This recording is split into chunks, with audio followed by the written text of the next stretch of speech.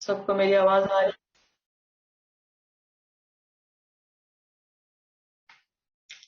Good. कैसे हैं आप लोग सब?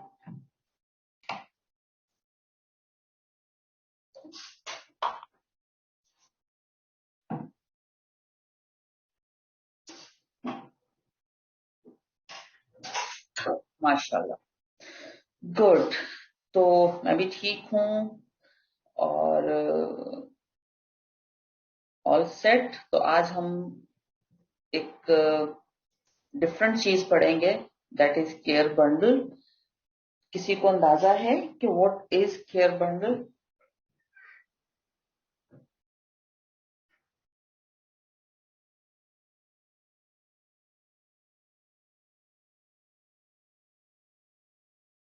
ओके, बताएं Kaavish. Yes Kaavish, about care bundles किसी ने यूज किया है? मोहम्मद अयाज, आप हैंड रेस कर रहे हैं, आप यहाँ लिख दें क्योंकि अभी हम आपको नहीं ले सकते।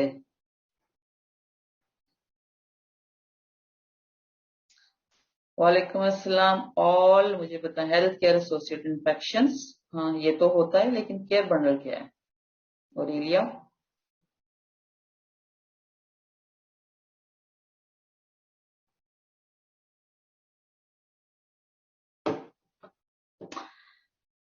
उर्सिला कह रही है use in ICU for what?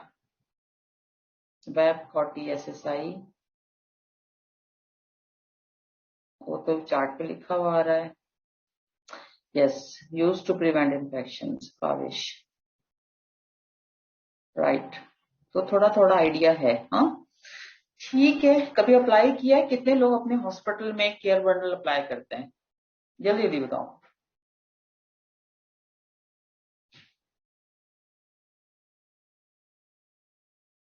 Kaavish, आपने अप्लाई किया है, गुड। और कौन?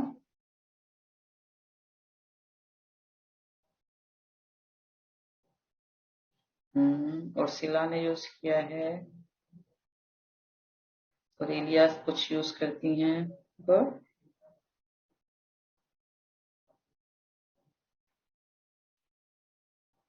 राइट। चले, ठीक है। तो गुड, कुछ आइडिया है तो मुझे आसानी हो जाएगी इस पे बात करने के लिए। तो हम आज बात करेंगे केयर बंडल्स पे, और केयर बंडल्स के बारे में क्या कहा जाता है, वाई इस्तेमाल क्यों करना है।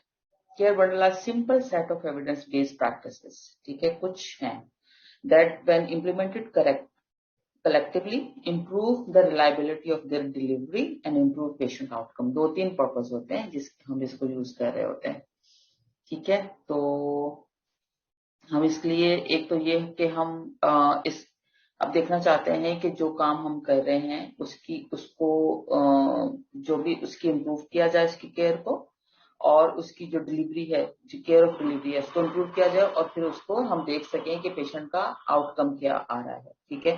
तो एक्चुअली ये एक तरह से चेक भी है कि जो हम काम कर रहे हैं वो प्रॉपर है कि नहीं है, और फिर ये आपको हेल्प भी करता है केयर करने में, और आपके आउटकम मेजर करने में भी आपको हेल्प कर देता है। A number of specific bundle are available that can be implemented at healthcare facilities in source limited setting, कि हमारे जैसे मुल्कों के लिए बनाए गए हैं, कि जहाँ पे लिमिटेशंस हैं, हमारे पास रिसोर्सेज वैसे नहीं है, तो हम देख सकें कि जो चीजें हम कर रहे हैं उसका आउटकम क्या है। एक्चुअली जितनी भी लाइंस बॉडी के अंदर इंसर्ट होती हैं, चाहे वो वेंटिलेटर्स हो, चाहे वो सेंट्रल लाइन हो, चाहे वो पॉलिस कैथेटर हो, चाहे सर्जिकल साइड इंसिजन हो, या कोई और लाइन लाइक कैनुला या चेस्ट ट्यूब, जितनी भी ड्रेनेज है या जितनी भी लाइन है, जितनी भी फॉरेन बॉडी बॉडी के अंदर मौजूद रहेंगी, वो सोर्स ऑफ इन्फेक्शन बनती रहेंगी। तो हम किस तरह से इसको कम कर सकते हैं? हमारा जो इन्फेक्शन प्रिवेंशन एंड कंट्रोल का जो ऑब्जेक्टिव है, जो टास्क है, उन सारी चीजों को हम साथ रखते हुए, पेशेंट की केयर को साथ रखते हुए, क्या वो स्ट्रेटेजी अपनाएं जिससे हम एक अच्छी क्वालिटी केयर देकर पेशेंट की लाइफ को सेव कर सकें और उसे इन्फेक्शन से प्रिवेंट कर सकें, ठीक है। तो ये जो पैकेज है, this package of care contribute to infection prevention, reduce unnecessary antibiotic prescribing, जो कि एक 2025 के लिए एक फोरकास्ट थी सीडीसी की कि एक टाइम आएगा कि हल्का सा कट जो है वो भी सेप्सिस में कन्वर्ट हो जाएगा। तो मुझे बहुत डर लगने लग गया है कि हम लोग मुसलसल सर्विलेंस कर रहे होते हैं, एंटीबायोग्राम देख रहे होते हैं, तो हालात अच्छे नहीं है। वो शायद टाइम जल्दी आ गया। वो 2025 की बात कर रहे थे और 2021 में ही हम ये सारी सूरत हाल देख रहे हैं। एक ऑर्गेनिज्म भी हम अगर रेजिस्टेंट हो रहा है तो हम उस पेशेंट को बचा नहीं पा रहे। तो बहुत जरूरत है कि हम इन चीजों पे काम करें और अपने पेशेंट को सेव करें। एंटीबायोटिक को प्रिस्क्राइब करने की जरूरत ना पड़े और अननेसेसरी मिस यूज या ओवर यूज या अंडर यूज एंटीबायोटिक्स ना हो। ठीक है, इसके अलावा एंटीबायोटिक रेजिस्टेंस डेवलप हो जाती है हेल्थ केयर फैसिलिटीज में। मैंने एंटीबायोग्राम का बताया था आपको कि एंटीबायोग्राम बनाते हैं जिससे पता चलता है कि हॉस्पिटल हर फैसिलिटी के हालात क्या है रेजिस्टेंस के हवाले से। तो ये एक तरह से बहुत हौलनाक सा टाइम है जो हमारी तरफ बढ़ रहा है और हमारे पास जो एक एक जो सोर्स है, जो एक हमारे पास अपॉर्चुनिटी है, that is infection control.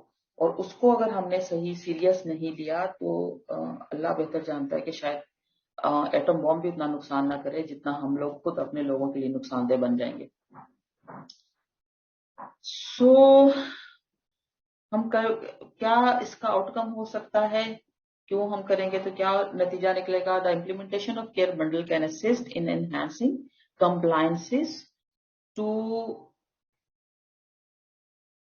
evidence-based quality process measures to improve patient care. A care bundle include a set of evidence-based measures. Bundle also help to create reliable and the consistent care system in hospital setting since they are simple, 3 to 5 elements, ज़्यादा नहीं होते, बहुत ही clear, बहुत ही concise. In addition to creating safer patient care environment, the implementation of bundles are promote multidisciplinary collaboration since they should develop collaboratively and consensus obtained with strong clinician engagement and endorsement. पूरी team की involvement जब तक नहीं होगी, जब तक सब hospital health care worker सब एक साथ, चाहे क्लिनिशियन हो, चाहे डॉक्टर्स हो, चाहे नर्सेज हो, जब तक भी सब साथ नहीं मिलेंगे,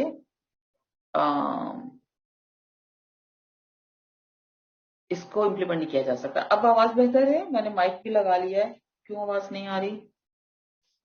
और सलाह आप अपना नेट चेक करें, बाकी लोगों को आवाज आ रही है? ओके, इसका मतलब है और सलाह आपकी नेट में कोई इश्यू है क्योंकि बाकी लोगों को आवाज आ रही है। राइट, गुड, ठीक है। तो ओवरऑल इसका जो आउटकम है, एक तो पेशेंट केयर अच्छी हो जाएगी, हम मेजरेबल एविडेंस बेस्ड मेजरेबल एक काम कर सकेंगे जिसको हम मेजर कर सकें कि हमारे पास क्या रिस्क है और क्या चीजें हैं जो हम कर रहे हैं, क्या चीजें नहीं कर रहे। और हमें दो तीन चीजों को ही, 3 से 5 चीजों को हमें फॉलो करना है और आसानी से हम अपने पेशेंट की केयर को इम्प्रूव कर सकते हैं। Implemented collectively with the complete consistency, यानी कि इसके अंदर या तो सारे कंपोनेंट को पूरा करें या किसी को ना करें, तमाम चीजों को पूरा करना है। फॉर एग्जाम्पल वेब बंडल अगर यूज करना है और साथ में उसको सेंट्रल लाइन भी लगी हुई है और साथ में उसको पॉलिस कैथेटर भी है, तो हमें तीनों केयर जो है वो इम्प्लीमेंट करनी है, तीनों के ही केयर बंडल अप्लाई करने हैं। ठीक है, ताकि हम एक तरफ से, तो अगर ऐसा नहीं है कि हम वेब का केयर बंडल अप्लाई कर रहे हैं तो हम 40 में कहीं मिस कर दें कुछ, या क्लैप्सिन में कुछ मिस हो जाए तो इन्फेक्शन का सोर्स वो वाला बन जाएगा। तो हमें जितने भी केयर बंडल्स हैं वो सारे अप्लाई करने हैं अगर एक पेशेंट पे जितनी लाइंस लगी हुई है। Care bundle require local setting appropriately followed rooted in the patient care culture and recorded and evaluated to ensure compliance by all member of the healthcare team। ये एक हॉस्पिटल के अंदर, उसकी सेटिंग के अंदर इसको इस तरह से कर देना है कि उसकी जितनी भी केयर प्रोवाइड की जा रही है पेशेंट को, वो तमाम के तमाम सीक्वेंस के साथ हो और तमाम हॉस्पिटल की टीम जो है वो उसके अंदर शामिल हो।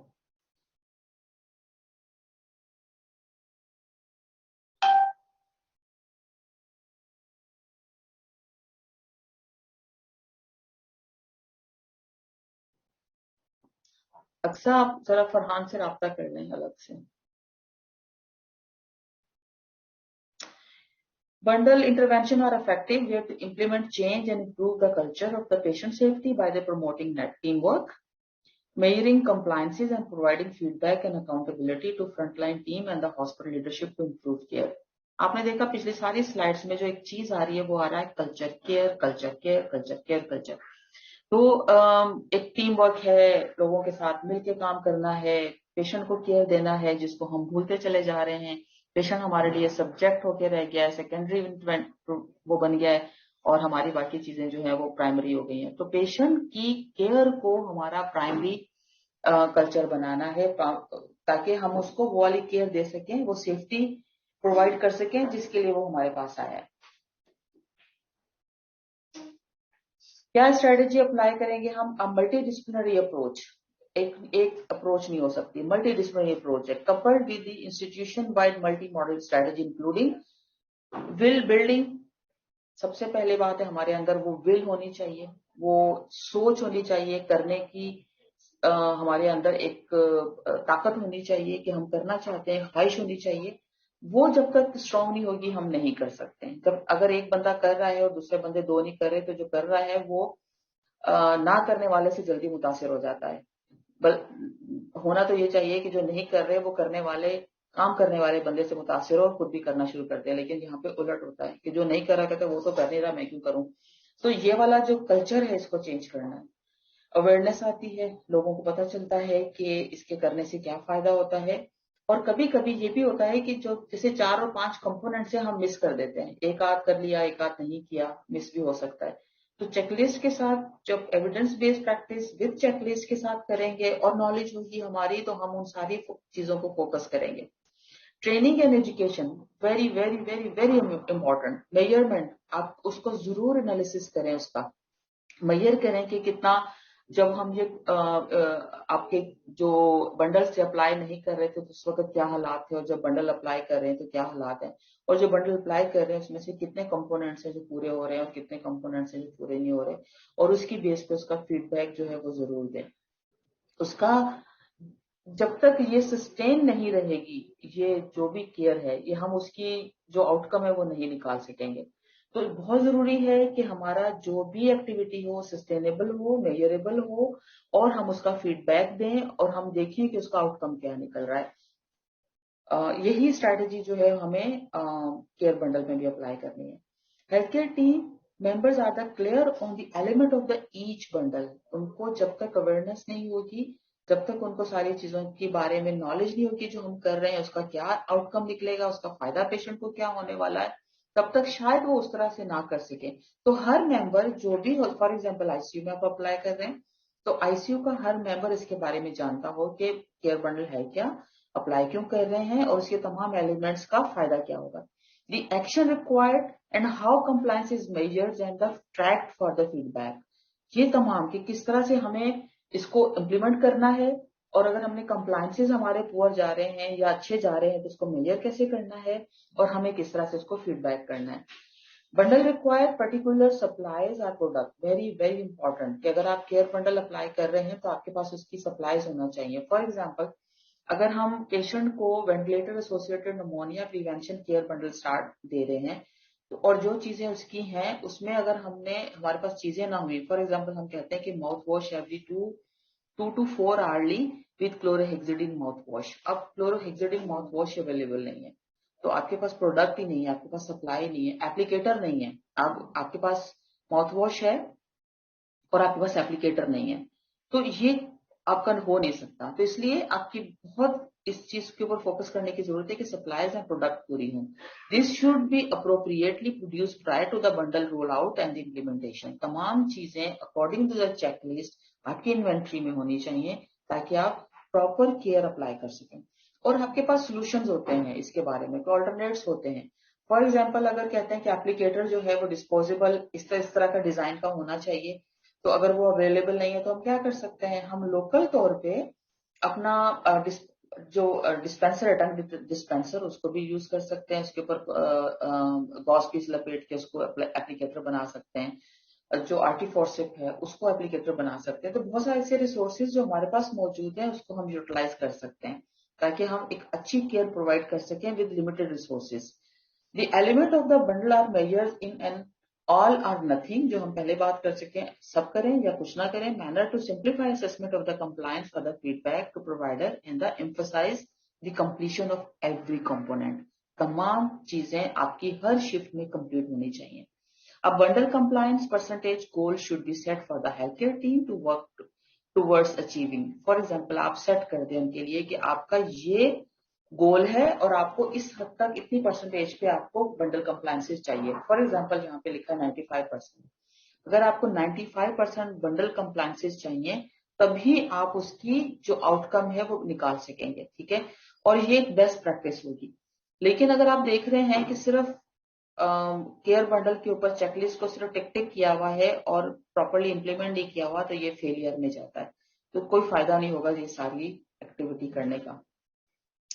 होते क्या है, स्पेसिफिक इंटरवेंशन हम करते किस किस पर हैं. जैसे अभी भी कुछ स्टूडेंट्स ने बताया था कि हम कैथेटर एसोसिएटेड यूटीआईज के लिए करते हैं, हम central line steam blood steam infection के लिए करते हैं, हम वेंटिलेटर एसोसिएटेड निमोनिया या इवेंट्स को प्रिवेंट करने के लिए करते हैं, और सर्जिकल साइड इन्फेक्शन पे करते हैं. ठीक है, अगर हम पहली बात करें क्लैप्सी पे central line blood stream infection के ऊपर, तो तमाम जो वेजिकुलर एक्सेस डिवाइसेस हैं वो ब्लड स्ट्रीम इन्फेक्शन के लिए हाई रिस्क होती हैं, चाहे वो आपके सेंट्रल लाइन वीनस कैथेटर हो, जुगुलर लाइन हो, सबक्लेविकल हो या फिमोरल हो. ठीक है, या पेरिफेरल इंसर्टेड सेंट्रल लाइन हो जिसे हम पिक लाइन कहते हैं, और आर्ट्रियल लाइन हो, चाहे पेरिफेरल इंसर्टेड कैथेटर पीआईबी हो, चाहे पेरिफेरल कैनुला हो, चाहे आपकी आर्टियल लाइन हो, चाहे पेरिफेरल पिक लाइन हो, चाहे पोटा कैथ हो, चाहे आपका सेंट्रल लाइन हो, तमाम लाइन जो हैं वो ब्लड स्ट्रीम इन्फेक्शन के लिए हाई रिस्क होती हैं.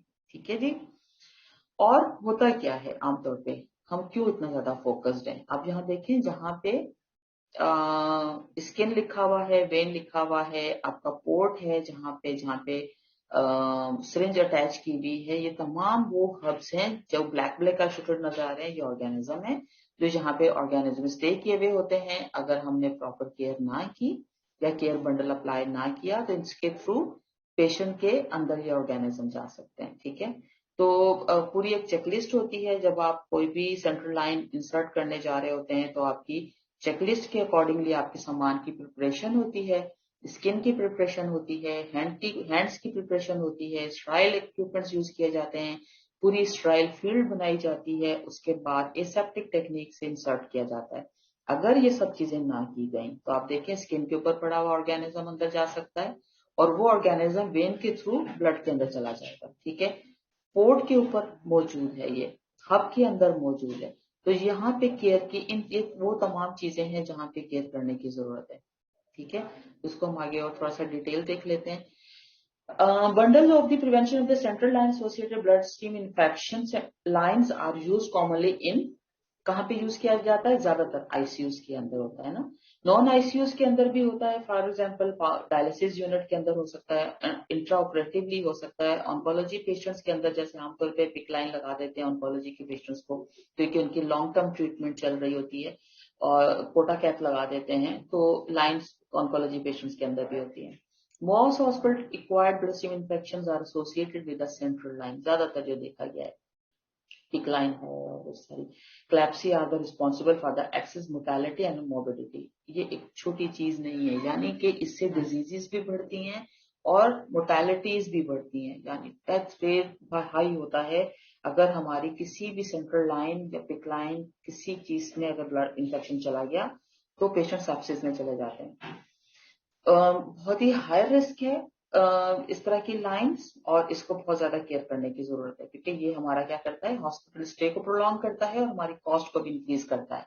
अगर हमारे हॉस्पिटल प्राइवेट हैं तो पेशेंट के ऊपर ये बर्डन आता है, पेशेंट की फैमिली के ऊपर ये बर्डन आता है, और अगर वो पेशेंट इंश्योर्ड है तो इंश्योरेंस कंपनीज के ऊपर बर्डन आता है. तो यानी बर्डन बहरहाल अल्टीमेटली ये हमारी कॉस्ट को जाके हमारे कंट्री के ऊपर इम्पैक्ट डालता है, और कंट्री पे इम्पैक्ट डालता है तो वो सारी जो इन्फ्लेशन रेट्स हाई होते हैं और हम जो सारी चीजें फेस करते हैं, एक एक चीज इसके अंदर कंट्रीब्यूशन करती है. अगर आज हम कहते हैं कि इन्फ्लेशन रेट बहुत हाई है तो हमें सोचना चाहिए कि क्या हमारी किसी एक्शन की वजह से भी ये हाई हो सकता है. तो यस, अगर हॉस्पिटल इन्फेक्शन बढ़ते हैं तो कॉस्ट बढ़ती है, कॉस्ट बढ़ती है तो उसका बर्डन हॉस्पिटल के ऊपर आता है, अगर इंडस हॉस्पिटल की तरह का कोई हॉस्पिटल है जो फ्री ऑफ कॉस्ट ट्रीट कर रहा है, या गवर्नमेंट के हॉस्पिटल्स पर आता है जो कि गवर्नमेंट की तरफ से वो कर रहे होते हैं, सॉरी, या अगर प्राइवेट हैं तो पेशेंट की फैमिलीज के ऊपर आता है, और वे ये सारे कंट्रीब्यूट कर रहे होते हैं इन्फ्लेशन रेट्स के अंदर। इसका मतलब आज से हम महंगाई बहुत है, तो हुकूमत को इल्जाम नहीं दे सकते, हम खुद भी इसमें इन्वॉल्व हैं। तो CLABSI incidences is higher in low income countries. एक तो हम गरीब हैं, ऊपर से हमारा ये वाली हरकतों की वजह से हमारा इन्फेक्शन रेट्स भी हाई है। तो गुर्बत इसका मतलब है हमारी अपनी वजह से आ रही है, ठीक है। तो अगर हम अच्छे काम नहीं करते हैं तो उसका इम्पैक्ट कहीं ना कहीं जाके इकोनॉमी पे पड़ता है। Implementation of the central line insertion and the maintenance bundle reduces the incidence of the CLABSI in ICU and non-ICU setting, including in low-income countries. हमारे मुल्कों के अंदर इसकी शदीद जरूरत है कि हम केयर बंडल को अप्लाई करें, तो चाहे वो हमारे आईसीयूज हैं चाहे नॉन आईसीयू सेटिंग है, जैसे कि मैंने बताया था डायलिसिस यूनिट या इंट्राऑपरेटिवली या ऑन्कोलॉजी पेशेंट्स।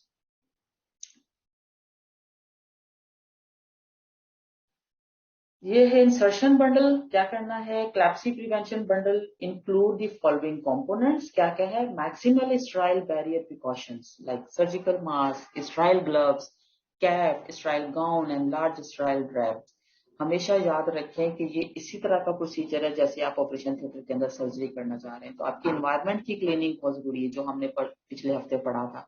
एनवायरनमेंट इसके अंदर बहुत बड़ा रोल प्ले करता है। फिर आपकी पीपीईज, स्टेरिलिटी, स्टेराइल फील्ड, ये सारी चीजें इसके अंदर बहुत रोल प्ले कर रही होती हैं। Skin cleaning will the alcohol based chlorhexidine. मैंने आपको बताया था कि alcohol plus combination with chlorhexidine बहुत अच्छा रोल प्ले करती है, बहुत अच्छा कॉम्बिनेशन है ये हमारी स्किन के फ्लोरा को किल करने के लिए और स्किन को डिकंटामिनेट करने के लिए। Avoidance of the femoral vein for the central venous axis, the adult patient use of the subclavicle rather than the jugular veins। तो ये अब इसकी भी बहुत ज्यादा जरूरत है कि आप सिलेक्शन करें कि कौन सी वाली वेन को एक्सेस करना है for the central line. Femoral को आप अवॉइड करें क्योंकि फिमोरल के अंदर रिस्क ऑफ इन्फेक्शन बहुत हाई होते हैं, और वो कहते हैं कि सब क्लेवियन जो है वो यूज करें rather than the jugular vein. तो इस प्रायोरिटी पे रखें कि आपने पहले उसको जो सबक्लेविकल की तरफ जाना है, अगर वहां पे एक्सेस नहीं मिलता तो फिर जुगुलर की तरफ जाना है, वहां भी एक्सेस नहीं मिलता तो फिर लास्ट में आप फिमोरल की तरफ जा सकते हैं।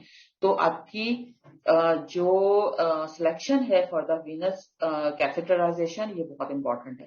Dedicated staff for the central line insertion, competent लोग होने चाहिए, ट्रेंड लोग होने चाहिए जिनका जो स्टैंडर्डाइज इंसर्शन सेट यूज करें, केयर यूज करें, कंपोनेंट्स पूरे को अपने साथ अप्लाई करें और चेकलिस्ट के साथ इसको चीजों को फिल करें। Availability of the insertion guidelines, जो कि आपको हो सकता है कि एक चेकलिस्ट के तौर पे मिल जाए और उसको ट्रेंड ऑब्जर्वर जो है उसको ऑब्जर्व कर रहे हो चेकलिस्ट को और देख रहे हो कि सारी चीजों को प्रॉपरली मेंटेन किया जा रहा है कि नहीं जा रहा। और हमारी ऑब्जर्वेशन है, हम लोग खुद एक दफा राउंड करते करते एक जगह एक पर्दे के पीछे पहुंच गए, पर्दा लगा हुआ था, पेशेंट के अंदर काम हो रहा था और हमने वहां देखा कि सिर्फ सर्जिकल ग्लव्स पहने हुए थे और सिर्फ जहां पे इंसर्ट करना था वहां पे ड्रैग पड़ा हुआ था। इतनी मोटी सी घड़ी डॉक्टर ने अपने हाथ में पहनी हुई थी और वो इंसर्ट कर रहे थे। तो हमने वो प्रैक्टिस रुकवाई क्योंकि आपका इंटरवेंशन जो होती है वो यही है कि एट टाइम ऑफ आप वो देख लें, अगर टाइमली आपने चीजों को पकड़ लिया है तो वहीं पे उसको स्टॉप करें, उसको टाइम उस काम को ना होने दें, उस लाइफ को बचाने की कोशिश करें और उसको स्टॉप करें और फिर वो प्रॉपर जो एक स्टैंडर्ड है उसको मेंटेन करते हुए उसको करना चाहिए। तो अल्ट्रासाउंड गाइडेड इंसर्शन भी हो सकती है जुगुलर वेन के अंदर, ये ज्यादा अच्छा है कि ताकि प्रिक जो है वो सही तरह से हो सके। ये एक बैरियर प्रिकॉशन है। आप देखें कि अगर सिर्फ उसी लाइन को कवर, उसी जगह को कवर किया गया है स्ट्राइल ड्रैप के साथ जहां पे आपने लाइन इंसर्ट करनी है, तो this is not good. Half body not good, पूरी फुल बॉडी शीट कवर करना है, पूरी बॉडी को कवर करके आपने पूरी मेंटेन करनी है स्टेरिलिटी, फील्ड बनानी है और उसके बाद उसका इंसर्ट करना है। यहाँ पे आप देख लें कि जो फैक्टर्स प्री डिस्पोजिंग टू क्लैप्सी कर सकते हैं, आप देखें यहाँ पे पूरा ब्लड है उसकी सराउंडिंग में और नजर आ रहा है कि ये यहाँ पे उसको इन्फेक्शन कॉज करेगा। और यहाँ पे आप देखें कि यहाँ पे पूरा पोर्ट हटा दिया है ब्लड नीचे गॉस पे लग रहा है, ये एक बहुत बड़ा सोर्स हो सकता है जो इन्फेक्शन कॉज कर सकता है। ठीक है जी, फिर आ जाती है आपके इंसर्शन के बाद मेंटेनेंस बंडल। तो इसकी भी एक चेकलिस्ट होती है जिसमें आप देखते हैं, और उसमें पर शिफ्ट उसके कॉलम बने हुए होते हैं, उसके हिसाब से आप पेशेंट को केयर देख रहे होते हैं। तो daily review of the central line necessity, सबसे पहले तो यही देखना कि क्या अब सेंट्रल लाइन की जरूरत है। अगर जरूरत है तो उसको कंटिन्यू करें, अगर जरूरत नहीं है तो उसको रिमूव कर दें। यानी जितनी भी लाइंस लगी हुई होती है बॉडी के अंदर, उसको कोशिश ये करना है कि कम से कम उसकी इंसर्शन की जरूरत पड़े, और अगर जरूरत है तो जितना जल्दी उसकी जरूरत पूरी हो गई है उसको रिमूव कर दें। From removal of unnecessary lines, जरूरत नहीं है तो निकाल दें। Disinfection prior to the manipulation of the line, हमेशा याद रखें कि अगर आप कोई हाथ लगाना चाहते हैं, लाइन को कोई मैनिपुलेट करना चाहते हैं, कुछ इंसर्ट करना चाहते हैं, तो आपके अपने हाथ धुले हुए होने चाहिए, साफ होने चाहिए, और वो हब जहां पे आप उसको हाथ लगाना चाहते हैं उसकी क्लीनिंग और उसकी डिसइंफेक्शन वेरी इंपॉर्टेंट है।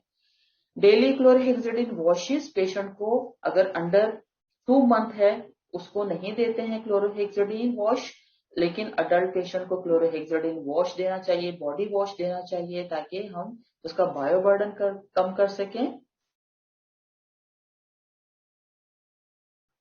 और उसको पेशेंट को की बॉडी से कोई इन्फेक्शन ना लग सके। तो वो भी कर सकते हैं, वाइप्स के साथ भी बॉडी क्लीन कर सकते हैं, और अगर पेशेंट अप एंड अबाउट है तो शावर दिया जा सकता है, बॉडी वॉश किया जा सकता है।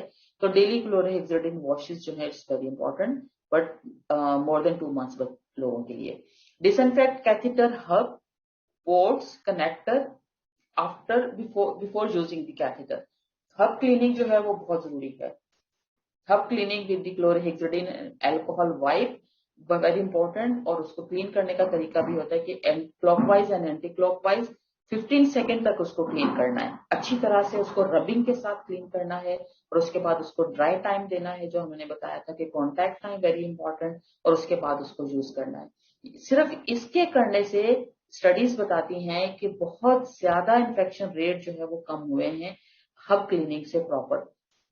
Change dressing and disinfect side with the alcohol based chlorhexidine. अगर आपकी जहां पे लाइन लगी है वहां पे अगर ट्रांसपेरेंट ड्रेसिंग लगी हुई है तो उसको हर 5 से 7 दिन के बाद उसको चेंज करें। अननेसेसरी रोजाना चेंज करने की जरूरत नहीं है, अनटिल अनलेस कि वो स्वाइल्ड नहीं हो गई है, या लूज नहीं हो गई है, या कोई अंदर से ब्लीड कर गया है, या वेट हो गई है, लूजनिंग हो गई है, तो आप उसको चेंज कर सकते हैं।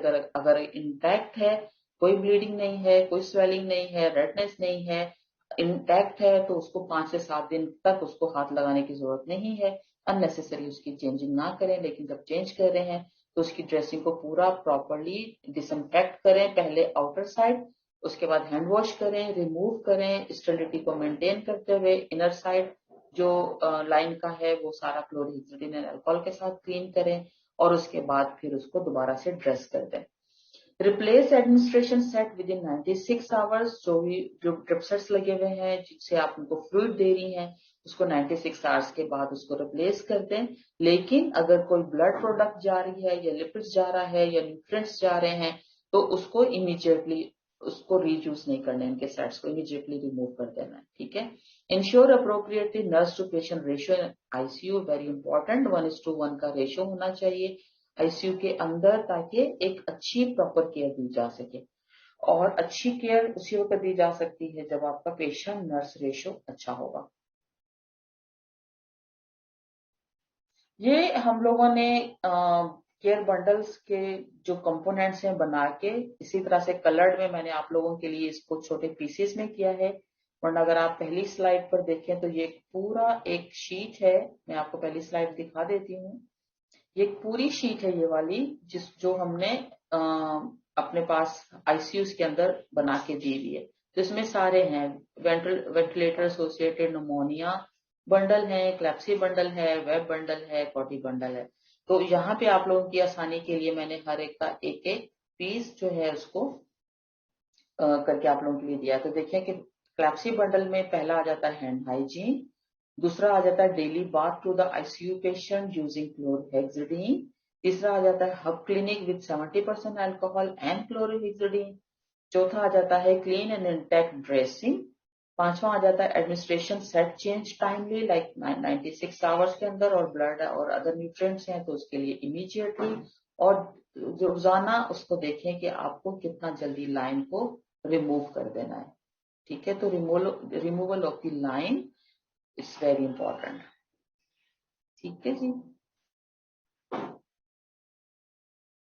These activities needs to be integrated in a multimodal approach including hand hygiene, clinician and nurse education, and performance of the surveillance and feedback of the CLABSI rates. Very important, इसका infection control team की जिम्मेदारी है कि ये तमाम चीजों को check करते रहें, काउंटर चेक करते रहें और सर्विलेंस करते रहें, ताकि आपको pre and post care bundle implementation का अंदाजा हो सके कि कितना के इसमें डिफरेंस आया है। मैं अपने यहाँ बताऊं कि इंडस हॉस्पिटल में हम लोगों ने ये केयर बंडल तीन साल या शायद 4 साल पहले अप्लाई किए थे, और हमें बहुत डिफरेंस मिला। कई बार कई महीनों में हमारे पास 0 इन्फेक्शन आ रहे होते हैं इन लाइन्स में, कॉटी, क्लैप्सी और इवन के वेंटिलेटर एसोसिएटेड निमोनिया हमारा 0 पे चला गया है। जब भी हम इसको थोड़ा सा भी हाथ ढीला छोड़ते हैं तो ये इन्फेक्शन रेट्स हाई होना शुरू हो जाते हैं। इसका मतलब है कि ये वाकई काम करते हैं, और इसकी इम्प्लीमेंटेशन से हमारे पेशेंट्स के का इन्फेक्शन रेट 0 पे भी चला जाता है। इसके बाद आ जाता है आपका CAUTI care bundle, bundle for the intervention of the catheter associated urinary tract. तो catheter associated urinary tract infection defined as a urinary tract significant bacteriuria plus symptoms and are sign attributable to the urinary tract with the no other identifiable source। कोई और infection नहीं है, अगर सिर्फ catheter associated UTI है तो उसको हम कॉटी कहते हैं। ठीक है, catheter UTI, catheter associated UTI में कोई और अदर कोई इन्फेक्शन नहीं होना चाहिए, सिर्फ सोर्स आपका कॉटी हो तो हम इसके कॉटी में ये फॉल करता है। In a patient with the current urinary tract catheterization are who has been catheterized in the past 48 hours। ये क्राइटेरिया है for the diagnosis of the CAUTI. It is the most common healthcare associated infection worldwide। दुनिया भर में सबसे ज्यादा infection होते हैं इसमें। 40% है टोटल जितने भी डिवाइसेस इंसर्ट किए जाते हैं उसमें से, और जो कैथेटर एसोसिएटेड यूटीआई है इसका इन्फेक्शन रिस्क सबसे ज्यादा हाई है। एक सेकंड दे दीजिएगा।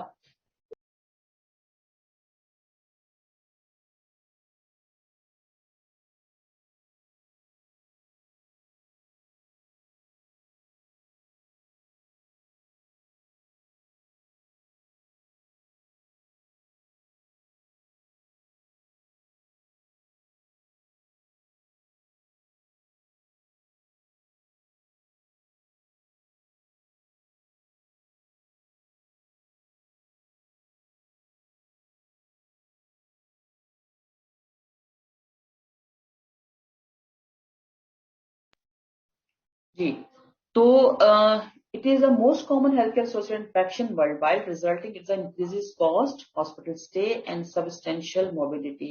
इतनी मामूली सी चीज है जिसकी हम शायद इतनी केयर नहीं कर रहे होते। मैंने पहले भी आपके लोगों के साथ जिक्र किया था कि हम लोग यूरिनरी कैथेटर जब इंसर्ट कर रहे होते हैं तो उसकी स्टेरिलिटी का ख्याल नहीं कर रहे होते हैं, जस्ट इंसर्ट कर देते हैं, सैंपल लेना है तो ले लेते हैं।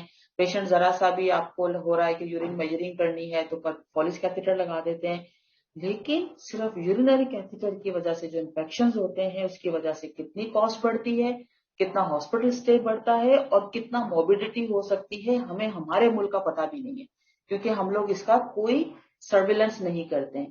पिछले दिनों जब मैं अपने नेटवर्क हॉस्पिटल के विजिट्स पर थी तो मेरे लिए बहुत ही शॉकिंग था ये वाला कि लोगों को फोलिस कैथेटर पास करते हुए कोई उनके पास स्टेराइल पैक नहीं था, कोई स्टेरिलिटी को मेंटेन करने का तरीका कार नहीं था। तो ये मेरे लिए बहुत ही ज्यादा एक शॉकिंग था, और मेरा ख्याल है कि ये शायद बहुत ज्यादा प्रैक्टिस में हो रहा होता है कि हम फोलिस कैथेटर को बहुत आम ले रहे होते हैं, बहुत नॉर्मल ले रहे होते हैं। तो इसकी वजह से क्या कुछ हो सकता है आप ये देख ही रहे हैं। The majority of the cases are considered to be avoidable within the implementation of the infection prevention bundle of the care।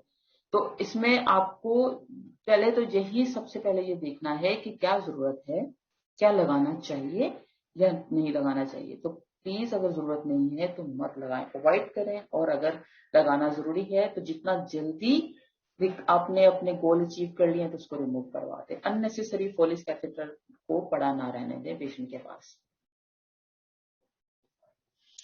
There are the number of the strategy with the varying level of the evidence to prevent COTY before and after placement of the urinary catheter. These generally include appropriate use, aseptic insertion of the क्या है कहते हैं aseptic insertion and the maintenance very important. Early removal and hand hygiene, ये सारे इसके components हैं जो इसके अंदर अप्लाई होते हैं। Recently, a large study in the United States demonstrated that the simple intervention comprises the three component reduces catheter use and the COTY rates in the non-ICU acute care setting. उन्होंने एक पूरी एक study किया कि अगर हम ये तीन मेजर चीजों को हम देख लें और उसके ऊपर हम इंटरवेंशन अप्लाई कर दें, सिंपल इंटरवेंशन अप्लाई कर दें, तो हम नॉन जो आईसीयू पेशेंट्स हैं, जो आईसीयू के बाहर भी पेशेंट्स हैं, उसमें हम कितना ज्यादा कोटी की से होने वाले इन्फेक्शंस को रिड्यूस कर सकते हैं। ठीक है, आमतौर पे ये वाली मिस्टेक्स हो रही होती हैं। रॉन्गली प्लेस यूरिनरी बैग, कभी भी पेशेंट के ऊपर या पेशेंट के ब्लैडर के लेवल पर बैग ना रखें, क्योंकि इससे बैक फ्लो होता है और back flow urinary UTI cause कर सकता है। तो आमतौर पे पेशेंट को जब हम मूव कर रहे होते हैं तो पेशेंट के बेड के ऊपर यूरिन बैग रख देते हैं, या पेशेंट अगर व्हील चेयर पे बैठा हुआ है तो उसकी गोद में रख देते हैं। तो हमेशा याद रखें कि जब भी ट्यूब के अंदर जो यूरिन है वो बैक फ्लो करके अगर ब्लैडर में वापस जाएगा तो वो इन्फेक्शन कॉज कर सकता है, बहुत बड़ा इन्फेक्शन कॉज कर सकता है। तो यहाँ पे देखें कि ये कैथेटर फिक्सेशन है और इसके साथ ही फिमोरल लाइन भी लगी हुई है। तो रॉन्ग कैथेटर फिक्सेशन इस तरह से है और साथ में फिमोरल लाइन है, बहुत बड़ा सोर्स ऑफ इन्फेक्शन हो सकता है। तो ये एक रॉन्ग प्रैक्टिस है, ये एरर्स हैं, ये नहीं होने चाहिए, ये लाइफ थ्रेटनिंग एरर्स होते हैं, हमें पता भी नहीं चलता और हमारी किसी नेग्लिजेंसी से पेशेंट दुनिया से रुखसत हो जाता है और पता सिर्फ उसकी फैमिली को चलता है कि उसके जाने से उनको क्या हुआ। तो simple prevention and can reduce COTY in non-ICUs में, for example, avoiding the use of the urinary catheter by considering alternative method for urine collection. Urine sample लेना है तो आप कोई और जो तरीकाकार है उसको इस्तेमाल कर सकते हैं। मैंने आपसे शायद जिक्र किया था कि हमारे पास एक कंप्लेन आई, पेशेंट आईसीयू ER में आई और वापस घर गई और दोबारा से उसको वहां पे बर्निंग मिक्सचरेशन वो सब शुरू हो गया। चेक किया तो उसके कोई ऑर्गेनिज्म ग्रो कर चुका था यूरिन में। तो पता चला कि सिर्फ यूरिन कलेक्शन के लिए जो लेटेंट कैथेटर होता है, जो सिर्फ इन एंड आउट करते हैं इंसर्ट सैंपलिंग के लिए, वो किया था और विदाउट ये सेप्टिक टेक्निक किया था, जिससे उस पेशेंट को यूटीआई हुआ और उसने बहुत पेन बर्दाश्त किया उस सारी में। आपको पता है UTI it's very painful infection. तो कोई अल्टरनेट मेथड यूज कर लें या पूरा एसेप्सिस के साथ उसका यूरिन कलेक्शन करें, मिड स्ट्रीम यूरिन कलेक्शन कर लें, लेकिन इंसर्ट अननेसेसरी इंसर्ट ना करें कैथेटर पेशेंट की उसमें सैंपल लेने के लिए। Method include condom catheter male में यूज किया जा सकता है, इंटरमिटेंट कैथेटराइजेशन हो सकती है विद एसेप्टिक, और यूज ऑफ नैपीज, अगर छोटे बच्चे हैं तो उनके साथ नैपीज के साथ लिया जा सकता है। छोटे छोटे से बच्चों के लिए छोटे यूरिन बैग भी आते हैं, उसके अंदर भी पेशेंट का यूरिन कलेक्शन किया जा सकता है। Using an aseptic technique for the insertion and the proper maintenance after insertion very important. तो कौन से वाले वो हैं जो हम गाइडलाइन यूज कर सकते हैं? Daily assessment of the presence and need for the individual urinary catheter, रोजाना चेक करें, देखें अब जरूरत है कि नहीं है। अगर पेशेंट अप एंड अबाउट हो गया है, वॉशरूम तक जा सकता है, या पेशेंट यूरिनर या बेड पेन मांग सकता है और वो इतना कॉन्शियस इनफ है कि उसको पता चल जाए कि यूरिन उसको फील हो रहा है और उसको करना है, तो यूरिन कैथेटर निकाल लें। Indication for the urinary catheterisation include कब कब कर सकते हैं? यूरिनरी रिटेंशन, मैकेनिकल ऑब्स्ट्रक्शन और न्यूरोपैथिक, और need to closely monitor urine output in unstable patients. तो पेशेंट का इन एंड आउट भी चेक करना जरूरी है, इनटेक एंड आउटपुट कि कितना उसका इनटेक है और आउटपुट क्या है।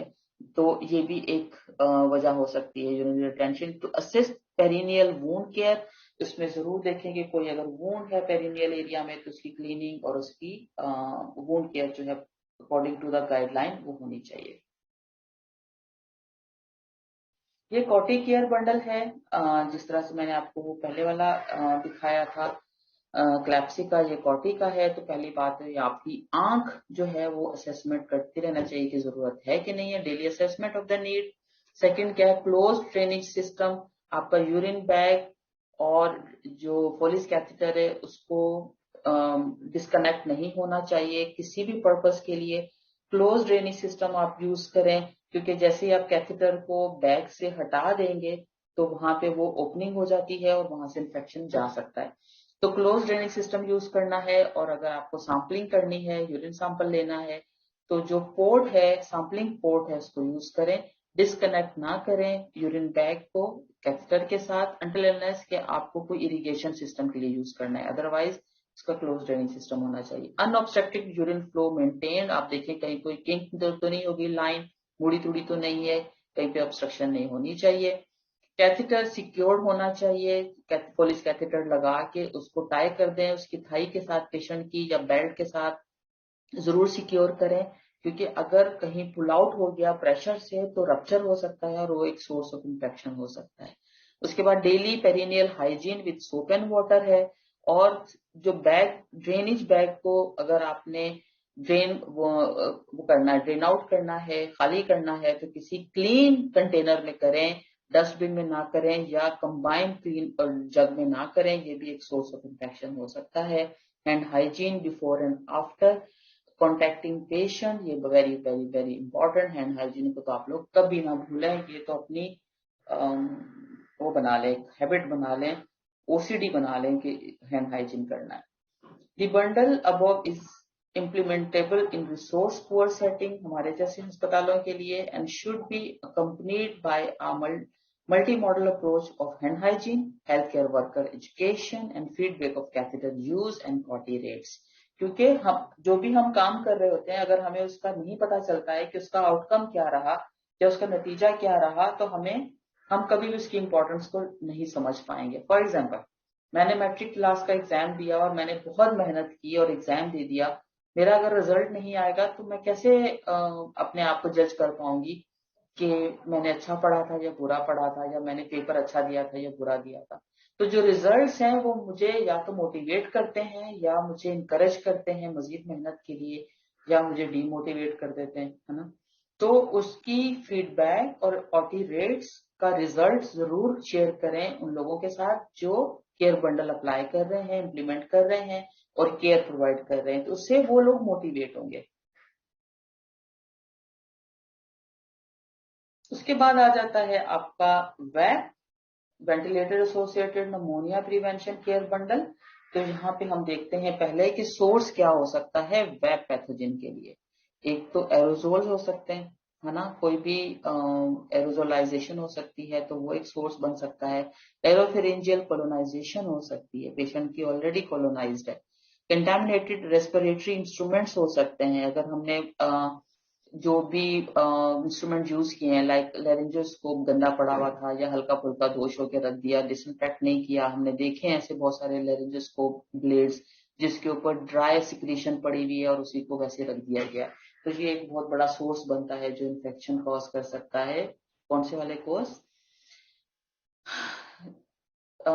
वेंटिलेटर एसोसिएटेड निमोनियाज कर सकता है। फिर गैस्ट्रिक कोलोनाइजेशन, ये एक इन्फेक्शन कर सकती है। अब हम आगे जाके देखेंगे कि गैस्ट्रिक कोलोनाइजेशन रेस्पिरेटरी इन्फेक्शन कैसे कर सकती है, ठीक है। इसके अलावा क्या हो सकता है, ह्यूमिडिफायर फ्लूइड्स, जो हमारे फ्लोमीटर्स के अंदर पानी पड़ा हुआ होता है और अगर वो बहुत दिनों से पड़ा हुआ है, उसको चेंज नहीं किया जा रहा, या चेंज तो रोजाना किया जा रहा लेकिन ह्यूमिडिफायर को क्लीन एंड डिसइंफेक्ट नहीं किया जा रहा, तो वो एक बहुत बड़ा सोर्स बनता है इन्फेक्शन के लिए। इसके अलावा हमारे सक्शन कैथेटर, जिसे सक्शन कर रहे होते हैं, अगर सक्शन किया वही ओरल कैविटी में किया और उसी को ओईटीटी के अंदर यूज कर लिया, तो वो एक सोर्स बन सकता है इन्फेक्शन का। या सक्शन किया और कैथेटर को वैसे ही हैंग कर दिया और वो हवा में टंगा हुआ है और वहां से इन्फेक्शन ले रहा और उसी को उठा के दोबारा से सक्शन करना शुरू कर दिया, तो वो एक इन्फेक्शन सोर्स बन सकता है। या अगर 2-3 दिनों तक आप एक ही सक्शन कैथेटर यूज कर रहे हैं आपने रखा तो बड़ा एसेप्टिक टेक्निक से उसके कवर के अंदर डाल के रख दिया, लेकिन वो 3-4 दिनों से यूज हो रहा है तो भी वो इन्फेक्शन कॉज कर सकता है। तो इसलिए कहा जाता है कि सक्शन कैथेटर जो ओईटीटी के अंदर यूज हो रहा है वो सिंगल टाइम यूज होना चाहिए, यानी इसको डिस्कार्ड कर दें। लेकिन अगर बहुत मुश्किल है उसको डिस्कार्ड करना तो एटलीस्ट पर शिफ्ट उसको डिस्कार्ड कर दें, इससे ज्यादा उसको इस्तेमाल ना करें और उसको सिक्योर करें, कवर करें स्टेराइल पैक के अंदर। इसके अलावा वेंटिलेटर सर्किट्स होते हैं, वो अगर टाइमली चेंज ना किए जाएं तो भी एक सोर्स ऑफ बन सकता है जो कोई वेंटिलेटर एसोसिएटेड निमोनिया कर सकता है, ब्रोंकोस्कोप्स कर सकते हैं रेस्पिरेटरी इंफेक्शन। इसके अलावा क्या कर सकता है, कंटेमिनेटेड हैंड्स एंड द जो भी हेल्थ केयर वर्कर है उसकी अपनी अपनी जो हेल्थ है उसके ऊपर देखना।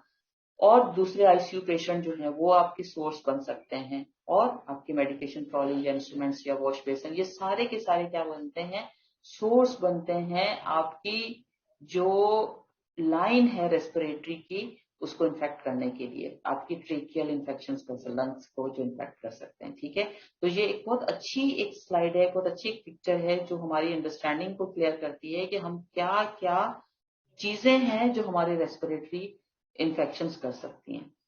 ठीक है जी, इसमें कोई सवाल है आपको?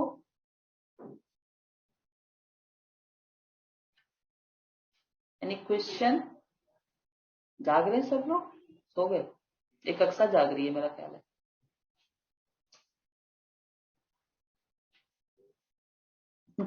Okay, no ma'am clear, no ma'am clear क्या मतलब? अच्छा, कोई सवाल नहीं है इसका मतलब, क्लियर है। Okay right.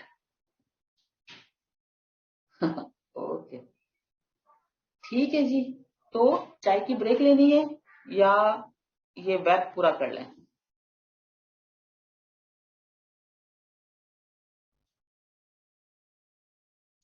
Ventilatory associated pneumonia, doctor Nomita.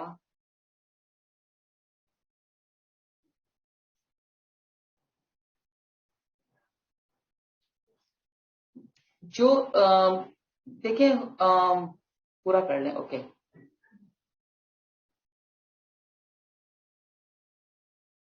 Okay. तो एक सवाल जो अभी ऊपर गुजर गया जिसमें किसी ने पूछा कि वेंटिलेटर कैथ कब चेंज करेंगे। वेंटिलेटर कैथ जो है वो अगर सर्किट है, सर्किट का जो है वेंटिलेटर सर्किट के बारे में कि 48 आवर्स के बाद चेंज होना चाहिए, लेकिन अगर उसके अंदर सिक्रीशन बहुत ज्यादा है और वो लुक्स डर्टी तो उसको इमीडिएट चेंज करना चाहिए। लेकिन उसके अंदर जो एचएमई फिल्टर्स होते हैं वो काफी हद तक प्रोटेक्ट कर रहे होते हैं वेंटिलेटर सर्किट्स को, तो एचएमई फिल्टर्स पे नजर रखनी चाहिए, क्योंकि एचएमई फिल्टर्स अगर टाइमली चेंज होते जाते हैं तो वो वेंटिलेटर सर्किट्स को सेव कर लेते हैं। तो आप तमाम जो सर्किट लगे हुए हैं उसको टाइमली यानी 48 आवर्स के बाद उसको चेंज कर देना चाहिए, लेकिन अगर सिक्रीशन पेशेंट की ज्यादा है, डर्टी हो गए हैं, तो इमीडिएटली इसको चेंज करना है, उसको रहने नहीं देना है। ठीक है, तो ये हो गया। दूसरा सवाल था कि जो हम सक्शन कैथेटर है वो ओरल वाला ओईटीटी में या ओईटीटी वाला ओरल में यूज कर सकते हैं। तो ओईटीटी वाला ओरल में यूज कर सकते हैं, लेकिन फिर उसको दोबारा ओईटीटी के अंदर यूज नहीं कर सकते। इसका मतलब है कि आपने पहले ओईटीटी के अंदर उसको सारा सक्शन कर लिया और उसके बाद आपने ओरल कैविटी को साफ किया तो फिर आप डिस्कार्ड कर दें, लेकिन बहुत बड़ा दोबारा से ओरल कैविटी में यूज करने के बाद उसको दोबारा से ओईटीटी के अंदर यूज नहीं करना है, उसको डिस्कार्ड करना है। लेकिन जो आइडियल सूरत है वो ये होती है कि आप ओरल कैविटी वाला जो कैथेटर है उसको क्लीन करके ओरल के हाइजीन करके उसको आप सेव कर लें और उसको पूरी शिफ्ट में यूज कर सकते हैं। लेकिन ओईटीटी वाले को डिस्कार्ड कर दें इमीडिएटली और नया टाइम पे नया ले लें, तो आपका वेंटिलेटर एसोसिएटेड निमोनिया प्रिवेंशन बहुत अच्छी हो जाएगी। लेकिन क्योंकि हम लोग रिसोर्स लिमिटेड कंट्री से हैं, हम बहुत चीजों को सोचते हैं और कभी कभी हम गलत वाला सोच रहे होते हैं। तो गलत वाला हम कैसे सोच रहे होते हैं, कोई मुझे बताएगा कि मैं कहूँ कि ये आपका खर्चा जो है अगर मैं सक्शन कैथेटर हर बार आप डिस्कार्ड कर दें तो हम ज्यादा पैसे खर्च कर रहे हैं, लेकिन मैं कहूँ ये सोच गलत है। तो मुझे कोई बताएगा कि मैं इसको कैसे जस्टिफाई कर सकती हूँ।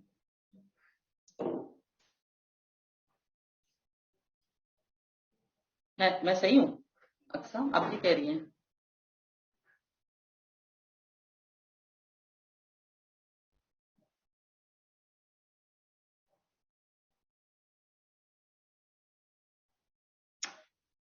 Okay right.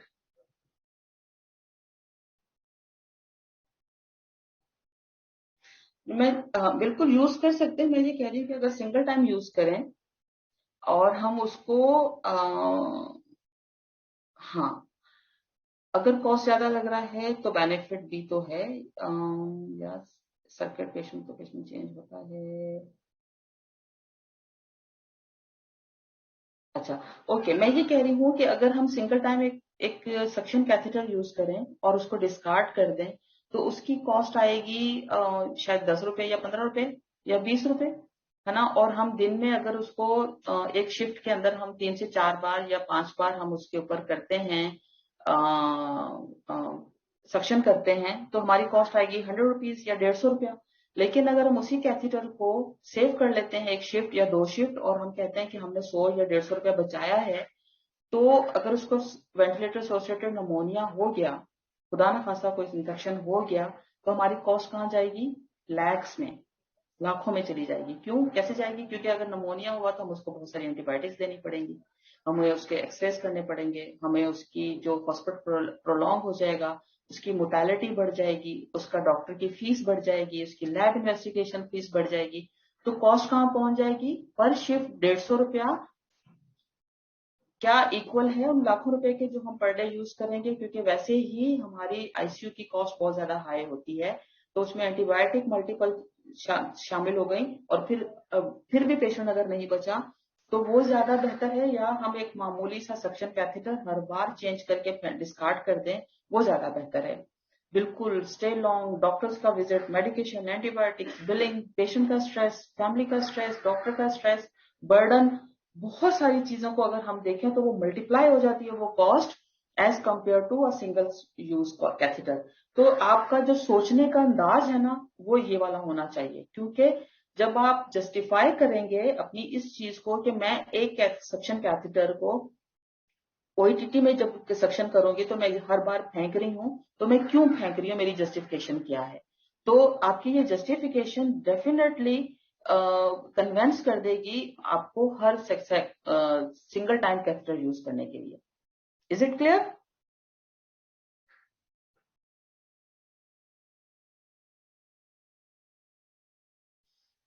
ओके, तो हम नेक्स्ट आगे चलते हैं, वेब को कंप्लीट करते हैं।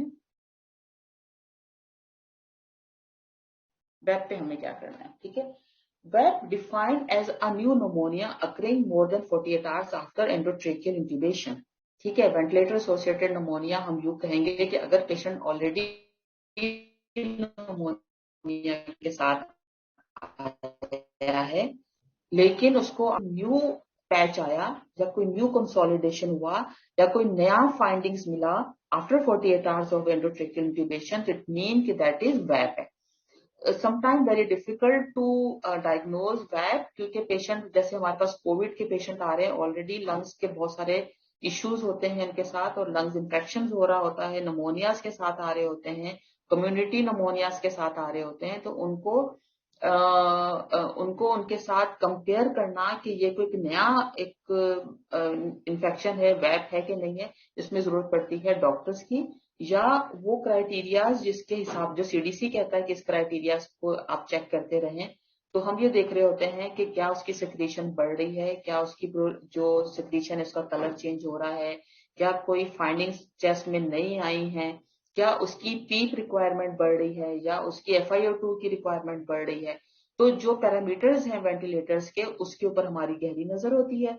अगर उसके चीजें बड़ी बढ़ रही हैं तो उसको उस क्राइटेरिया के साथ उसको मैच करके हम देखते हैं कि ये वेंटिलेटर एसोसिएटेड निमोनिया बन रहा है, या कि ये हैप है या कैप है, या पेशेंट का जो डिजीज रिलेटेड कोई चीज है। ठीक है, तो उसको डिफ्रेंशिएट किया जाता है, उसके बाद उसको डायग्नोज किया जाता है वैप के लिए। तो अगर 48 आवर्स के बाद कोई न्यू फाइंडिंग्स मिल रही हैं तो इसका मतलब है कि वो वैप है। ठीक है,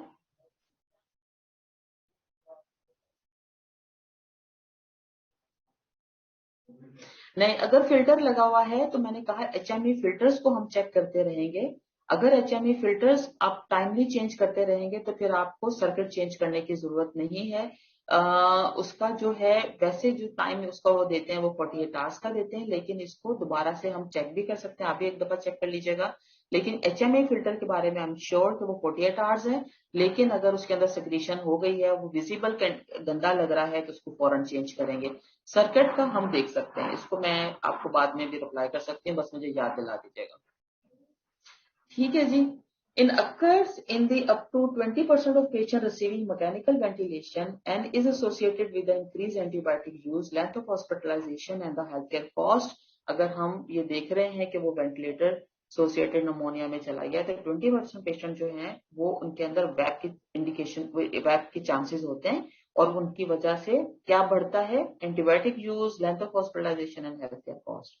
ये mortality associated with the VAP range from 20 to 50%, and attributable mortality is estimated at 13 to 13%, or it has been estimated that the over half the cases of the VAP may be preventable with evidence-based strategy with impact on mortality। अगर हम patient को देखें, आमतौर पे मुझे नहीं पता कि हम अपने हमारे मुल्कों में जहाँ पे वेंटिलेटर में डाला पेशेंट तो हम समझते हैं कि ये अब वापस नहीं आएगा, तो वहां मोर्टेलिटी रेट क्या है, क्योंकि उसकी वैसी केयर नहीं की जा रही होती, तो उनकी मोर्टेलिटी रेट टू द 50% वो कह रहे हैं कि होता है। तो ये आई डोंट नो कि हम लोग कितना वेंटिलेटर केयर कर रहे हैं, और गवर्नमेंट हॉस्पिटल्स या वो हॉस्पिटल्स जहाँ पे केयर बंडल नहीं किया जा रहा होता, या ventilator associated pneumonia prevention plan नहीं किया जा रहा होता, वहां इन्फेक्शन, वहां पर का मोर्टेलिटी रेट क्या है, लेकिन 20 to 50% है। और ये क्या करता है, मोर्टेलिटीज के अंदर बढ़ रहा है, इसकी एस्टिमेट जो किया जाता है, अगर हम इसकी एविडेंस बेस्ड स्ट्रेटेजी यूज नहीं कर रहे होते हैं, तो उसका इम्पैक्ट मोर्टेलिटी पे पड़ सकता है। अगर हम केयर बंडल यूज करेंगे तो हमारी मोर्टेलिटी रेट कम हो सकता है। केयर बंडल क्या है जो इसमें हम यूज करके रिड्यूस कर सकते हैं वैप रेट, दैट इज, एक तो सबसे पहले कि पेशेंट का जो बेड है वो 30 to 45 डिग्री हाई होना, एलिवेट होना चाहिए, अंटिल अनलेस की कोई कॉन्ट्रा इंडिकेटेड नहीं है, कोई और इश्यू नहीं है, कोई स्पाइनल सर्जरी या स्पाइनल एक्सीडेंट कुछ हुआ है, तो उस सूरत में हम कहते हैं कि ना करें। लेकिन अगर कॉन्ट्रा इंडिकेटेड नहीं है तो 30 to 45 डिग्री उसका हेड एलिवेट होना चाहिए। अब मुझे बताएगा कोई कि हम 30 to 45 डिग्री हेड एलिवेट क्यों करेंगे और उससे हमें क्या फायदा होगा। ब्रेन स्ट्रॉमिंग करें, सोचें जरा, या जिन लोगों ने बंडल अप्लाई किए हैं वो मुझे बताएं कि आप हेड रेज क्यों करते हैं 30 to 45 डिग्री पे, एलिवेट क्यों करते हैं। यस, गैस्ट्रिक एस्पिरेशन से प्रिवेंशन के लिए। गैस्ट्रिक रिफ्लेक्सेस होते हैं ना, आप उसको जो अभी हम बात कर रहे थे कि गैस्ट्रिक जो कोलोनाइजेशन होती है, अगर हम स्ट्रेट पेशेंट लेटा रहेगा तो वो वापस हमारी जो रेस्पिरेटरी की तरफ आके आपके, क्योंकि वहां पे आपकी ओपनिंग हुई हुई है, ट्रेकियल ओपनिंग है, और वहां पे ट्यूब जारी है, तो वहां से वो सिक्रीशन जो है वो लंग्स में जा सकती है और इन्फेक्शन कर सकती है। ठीक है, तो हमारी जो गैस्ट्रिक जो कोलोनाइजेशन है वो वापस से आपकी उसमें वो ना होनी चाहिए, उसकी तरफ नहीं आनी चाहिए, क्या कहते हैं उसको, अपने ट्रेकिया की तरफ, जैसे प्रिवेंट करते हैं एस्पिरेशन से, और एस्पिरेट जो किया हुआ होता है वो इन्फेक्शन कॉज कर सकता है और पेशेंट को नमोनिया हो सकता है। तो इसलिए हम एलिवेट करते हैं 30 to 45 डिग्री ताकि गैस्ट्रिक रिफ्लेक्सेस ना हो। ठीक है, इसके अलावा daily sedation interruption, sedation vacation भी कहते हैं, सेडेशन को छुट्टियां देना, या sedation interruption, and daily assessment of the readiness to extubate. Sorry,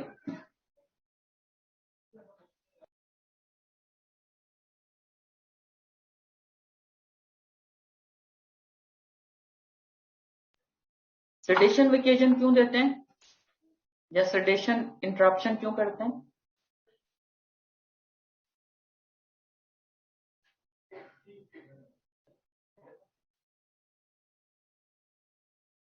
any idea sedation vacation क्यों देते हैं?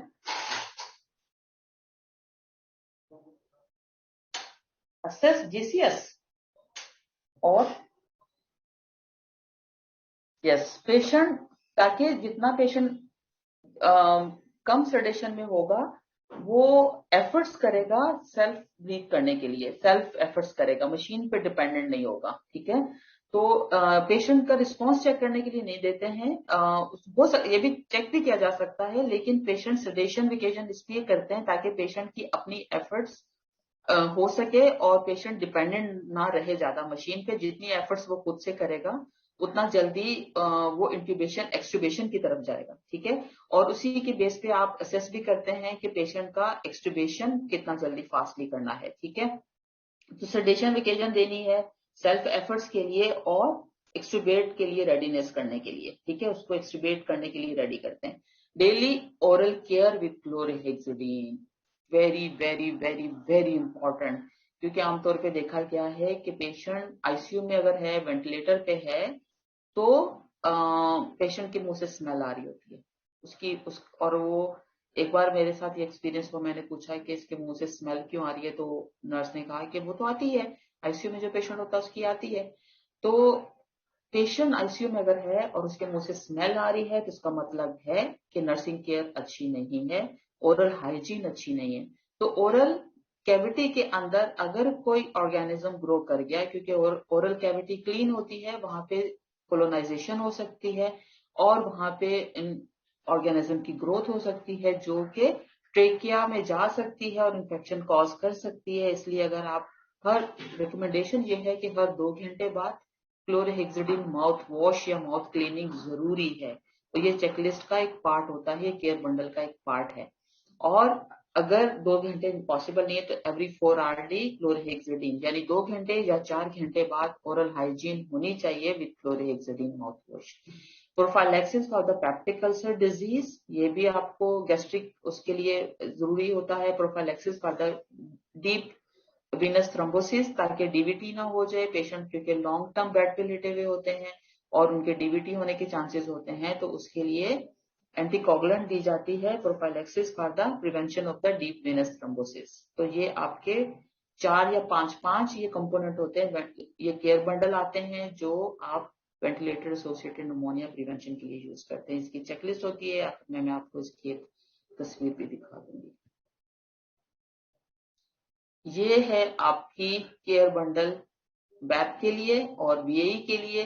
वैप हम आमतौर पे बच्चों के लिए यूज करते हैं, बच्चों के लिए, बड़ों के लिए वैप बिल्कुल लास्ट स्टेज में आके हम कहते हैं।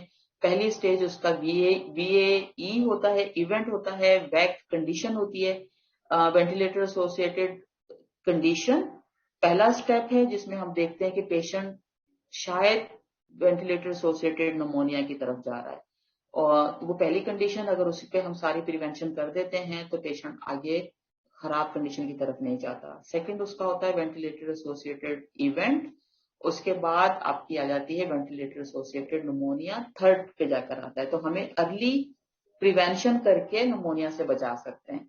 तो बच्चों पे लेकिन वैक और वीएई नहीं होता, वो डायरेक्टली वेंटिलेटर एसोसिएटेड निमोनिया में चले जाते हैं, इसलिए उनका हम वैप बंडल यूज करते हैं और बड़ों के लिए हम वीएई यूज करते हैं। लेकिन अगर बड़े भी वैप में चले जाएं तो वैप भी यूज किया जा सकता है ऑन थर्ड स्टेज। तो वही वैप का केयर बंडल पहला क्या है, head of bed elevated 30 to 45 degree, oral hygiene with chlorhexidine, sedation vacation and weaning trials. इसके अंदर हम वो भी देखते हैं, वीएई के अंदर हम एलिवेट करते हैं, ब्रश करते हैं, सेडेशन वेकेशन करते हैं, डीवीटी प्रोफाइलैक्सिस 5वें पे है और वीनिंग 4 पे वीनिंग ट्रायल है। ठीक है, तो आपके जो वैप है बच्चों के लिए उसमें डीवीटी प्रोफाइलैक्सिस नहीं दिए जाते हैं, लेकिन वीएई के अंदर दिए जाते हैं। ये आपके 2 चार्ट्स हैं जो आप वैप एंड वीएई केयर बंडल के लिए यूज करते हैं और इसी के अगेंस्ट चेकलिस्ट बनाई जाती है। These interventions should be implemented together with standard precaution, hand hygiene and use of the gloves when handling respiratory secretion, as well as adequate disinfection and maintenance of the equipment and the devices. वो तमाम devices जो patient के ऊपर use हुए, for example लेरेंजोस्कोप use करने के बाद उसको प्रॉपरली सोप एंड वाटर से क्लीन करके उसको डिसइंफेक्टेंट सोल्यूशन से डिसइंफेक्ट करने के बाद उसको रखना है। इसके अलावा वहां पे जो सक्शन के लिए आप पॉट यूज करते हैं जिसके अंदर स्टराइल वाटर आप डाल रहे होते हैं उसकी क्लीनिंग डिसइंफेक्शन वेरी इंपॉर्टेंट। जो आपकी सक्शन कैथेटर यूज हो रहे होते हैं उसको सिंगल टाइम यूज करने के हवाले से उसको एसेप्टिक टेक्निक से यूज करना, और वो तमाम इक्विपमेंट्स जो पेशेंट के ऊपर यूज हो रहे होते हैं उनकी care. Other component of the ventilator associated pneumonia bundle may be include utilization of the endotracheal tube and the subglottal secretion drainage, जो कि closed drainage system होता है, आप suction नहीं करते हैं, वो उसी पे उसकी closed drainage system के साथ ही connect होता है और उनके उनके ऊपर यूज करते हैं। उसके पीछे भी वजह यही है कि हम वैप से प्रिवेंट कर सकें। Initiation of the safe enteral nutrition with in 24 to 48 hours of the ICU admission. उनको कोई डाइट न्यूट्रिशनल उनकी जो डाइट है वो स्टार्ट कर देनी चाहिए ताकि पेशेंट जो है वो उसका इम्यून सिस्टम स्ट्रांग रहे, पेशेंट खुद हेल्थ डाइट वाइज उसकी न्यूट्रिशन पूरी होती रहे ताकि वो इन्फेक्शन से प्रिवेंट हो सके।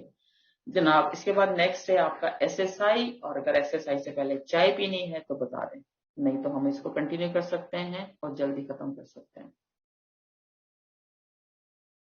Waiting what your response.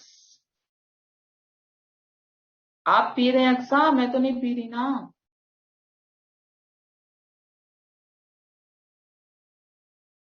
Okay continue कर दें, कंटिन्यू कर दें, कंटिन्यू, ठीक है। अच्छा एक सिर्फ ब्रेक का आया है, बाकी सब कह रहे हैं कंटिन्यू करते हैं तो हम कंटिन्यू कर लेते हैं। तो सिर्फ फायदा ये होगा कि हम ब्रेक वाला टाइम सेव कर लेंगे, ठीक है। अगर ये सारा सुनने की एब्जॉर्ब करने की सलाहियत अभी मौजूद है तो हम यस हो गया, इट्स लास्ट टॉपिक। लेकिन इसके साथ एक वीडियो भी है जो हम लोगों ने बनाई है और वो बहुत अच्छी इंफॉर्मेटिव वीडियो है और उससे फायदा होगा, और कुछ और चीजें हैं जो आपके साथ शेयर करनी है। तो मेरा ख्याल है कि अक्सर ठीक कह रही हैं, 10 मिनट की ब्रेक ले लेते हैं और 10 मिनट्स के बाद वापस आते हैं, ठीक है। चलें, okay, will be back after 10 minutes.